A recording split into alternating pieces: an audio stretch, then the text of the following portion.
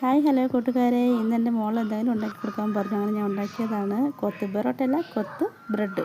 അപ്പോൾ അതിനാവശ്യമായ സാധനം സവാള, വലിയ ഉള്ളി, ക്യാരറ്റ്, തക്കാളി ഇത്രയും എടുത്ത് ഒരു ഇരുമ്പത്തിൽ എണ്ണ ഒഴിച്ച് അടപ്പത്ത് വെച്ചൊക്കെ ആയിരുന്നു ഞാൻ.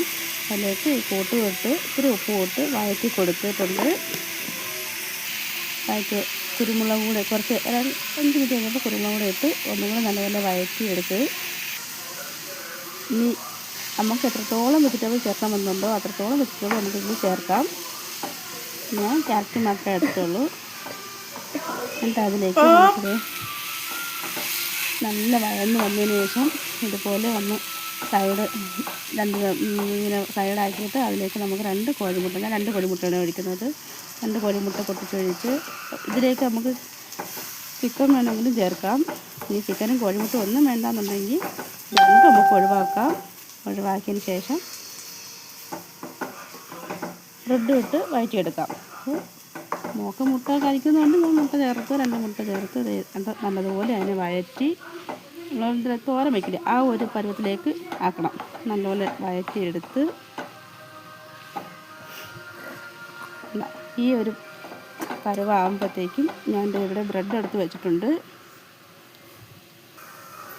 ആ ബ്രെഡിന് ഇനി മിക്സിയിലൊന്നും അടിക്കണ്ട, നമ്മളെ കൈ കൊണ്ട് തന്നെ ഒന്ന് നുള്ളിപ്പിച്ച് ഇട്ട് ഇവിടെ ഞാൻ റെഡിയാക്കി വെച്ചിട്ടുണ്ട്. അതും കൂടി അതിലേക്ക് ചേർക്കാം.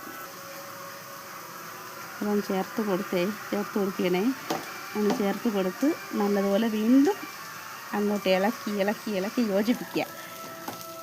ഇളക്കി യോജിപ്പിച്ച് നല്ലതുപോലെ എടുത്തതിന് ശേഷം ഇതിലേക്ക് ഇനി മല്ലിയില, കറിവേപ്പിലയൊക്കെ ഇടാം. എനിക്കിവിടെ മല്ലിയിലയും കറിവേപ്പിലുണ്ട്, മല്ലിയില ഇല്ലാത്തതുകൊണ്ട് മല്ലിയില ഇട്ടില്ല. കറിവേപ്പില ഇടാൻ മറന്നുപോയി.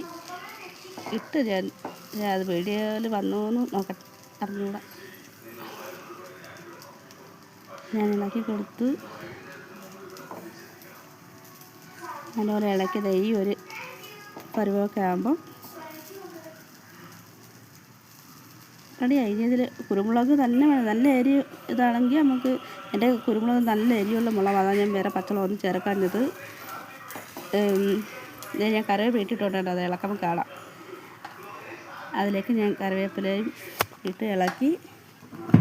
പച്ചമുളക് ഇടുന്നവർക്ക് പച്ചമുളക് ഇടാം. ഇത് കുരുമുളക് നല്ല എരിയുള്ള കുരുമുളകിനാണ് ഞാൻ പിന്നെ വേറെ മുളകും ചേർക്കാഞ്ഞത്. ഇത് റെഡിയാക്കി പാത്രത്തിലേക്ക് ഞാൻ മാറ്റിയിട്ടുണ്ട്. ഇനി നമുക്ക് ഞാൻ കഴിക്കാൻ കൊടുക്കട്ടെ. അപ്പോൾ ഇഷ്ടപ്പെട്ടാൽ സബ്സ്ക്രൈബ് ചെയ്യണേ, ലൈക്കും കമൻറ്റും ചെയ്യണേ. അടുത്ത വീഡിയോ ആയിട്ട് വരാം. ബൈ കൂട്ടുകാരെ.